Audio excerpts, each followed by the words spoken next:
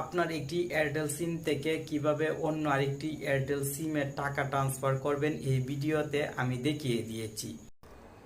এই সিস্টেমের মাধ্যমে আপনি যে কোনো সিম থেকে আপনার এয়ারটেল সিমে টাকা নিয়ে আসতে পারবেন, মানে Airtel to Airtel balance transfer করতে পারবেন। কারো প্রয়োজন হলে আপনার সিম থেকেও দিতে পারবেন টাকা। প্রথমে আপনি মোবাইলের ডায়াল প্যাডে চলে আসবেন এবং ডায়াল করবেন *1212#। এই কোড নাম্বারটি আপনাকে ডায়াল করতে হবে।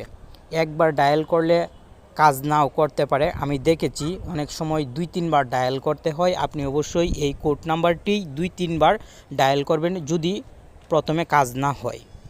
আপনি এই কোড নাম্বারটি দিয়ে এয়ারটেল সিমের মাধ্যমে কল দিয়ে দিবেন। দেখতে পাচ্ছেন প্রথমে কাজ হলো না, এখন পুনরায় আমি সেম কোড নাম্বারটি ডায়াল করে কল দিয়ে দিলাম। এখন কিন্তু চলে আসলো প্লিজ সিলেক্ট মেনু। এখন আপনি এখান থেকে 1 সিলেক্ট করবেন, মানে 1 টাইপ করবেন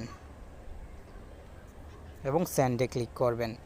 এখান থেকে পুনরায় 1 টাইপ করে সেন্ডে ক্লিক করবেন এবং এখানে যে সিমে আপনি টাকা দিতে চাচ্ছেন আপনার মোবাইলের ব্যালেন্স থেকে সেই সিমের নাম্বারটি টাইপ করবেন। সঠিকভাবে নাম্বারটি টাইপ করার পর পুনরায় সেন্ডে ক্লিক করে এখানে আপনি অ্যামাউন্ট দিবেন। কত টাকা দিতে চাচ্ছেন আপনার সিম থেকে সেই টাকার পরিমাণটি এখানে আপনি দিয়ে সেন্ডে ক্লিক করে দিলে কিন্তু কাজ কমপ্লিট হয়ে যাবে।